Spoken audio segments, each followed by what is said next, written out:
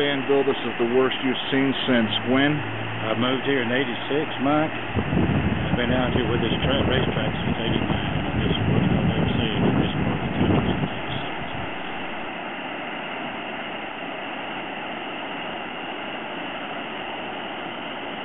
'86. You think the tote board's gone? The tote board, I'm sure, is gone. And the jockey quarters, there's at least 3 or 4 feet of water in the jockey's quarters. And I know all the jockeys lost all their tack, their boots, their saddles. Everything. Everything is probably gone. And it's just standing there with that debris. There's got to be at least 4 feet of water in the jockey quarters or more.